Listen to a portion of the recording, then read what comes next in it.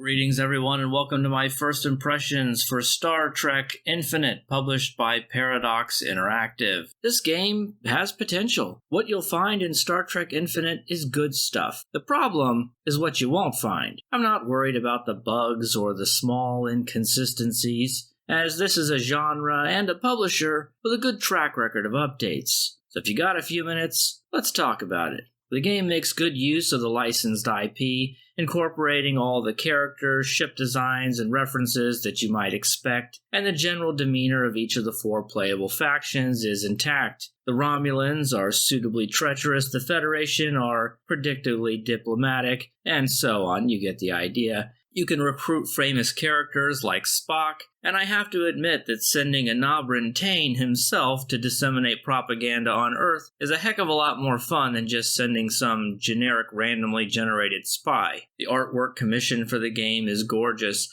and while the soundtrack falls a bit flat for me personally, it does serve as suitable ambiance for this genre of game, even though it is a bit different from the bombastic gravitas of the music found on the TV shows. The user interface doesn't even try to hide its heritage as a Stellaris offshoot, but that's only really a problem if you don't like the Stellaris UI, which is still perfectly capable of letting you run your little fiefdom. The renders for the various star bases and ships all look amazing, and they feature heavily in the advertising, but you'll almost never see them in the game. I played for nearly 2 hours before remembering that you could zoom in far enough to look at them. This is a game that's mostly played zoomed out, way out, beyond even the confines of your solar systems, much less at a level where you can see the various little ships. Which is a shame, because if you do decide to zoom in, you can actually watch them performing some of their tasks. And it's a treat. As far as the gameplay is concerned, it's a very pared-down 4X experience.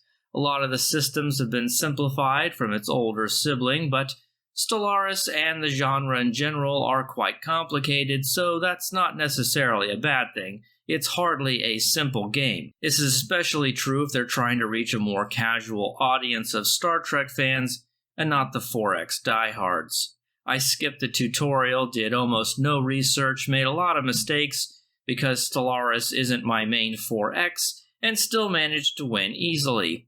Granted, I didn't adjust the difficulty because I actually couldn't find it in the options in the menu very easily my first time around, which is indicative of the rather unintuitive menus you'll find sometimes. Still, menus are an easy thing to learn. What's more of a concern for me is how they butchered the customization and replayability that are hallmarks of this genre. There's only 4 playable factions: the Federation, Klingons, Romulans, and Cardassians. No custom factions either. Each faction is more or less pigeonholed into a playstyle that suits their on-screen persona. The Federation isn't even capable of declaring a war on its own, which is a problem in a game where conquest is the most frequent route to ending the game. Each faction has a unique mission tree that allows you to progress towards a selection of timelines consisting of events from the various shows, generally split between 2 options,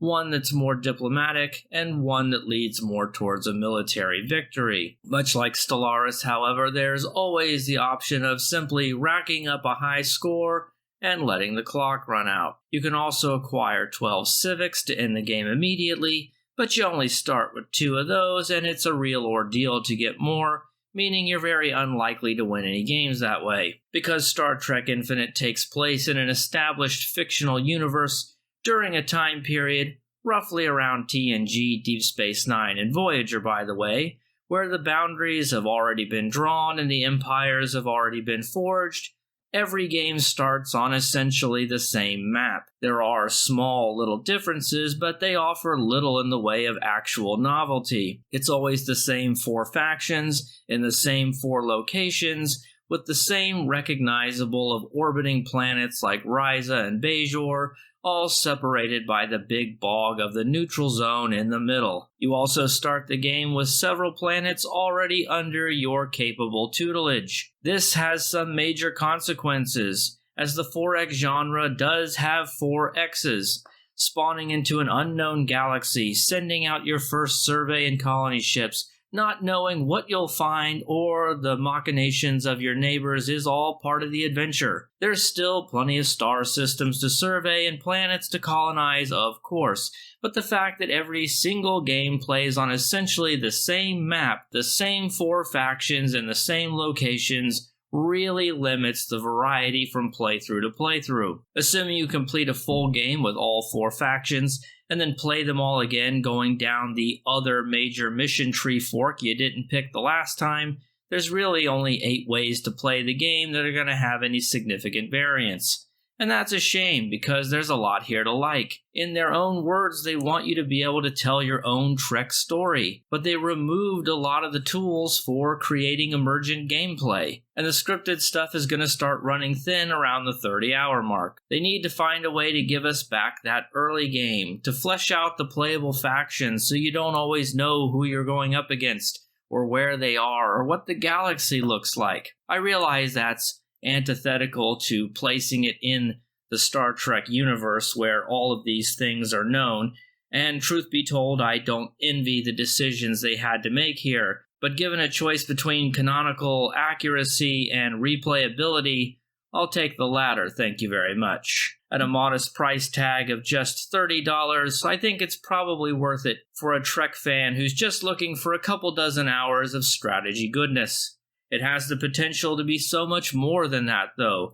In a world where licensed Star Trek games are mostly filled with gambling and garbage practices that would make a Ferengi blush, we need games, honest games like this one, to succeed. I hope Paradox continues to support Star Trek Infinite with updates and DLC for years to come. In the meantime, though, set those phasers to like and subscribe so you won't miss the next video. Thank you very much for watching. I'll see you in the next one. Bye for now.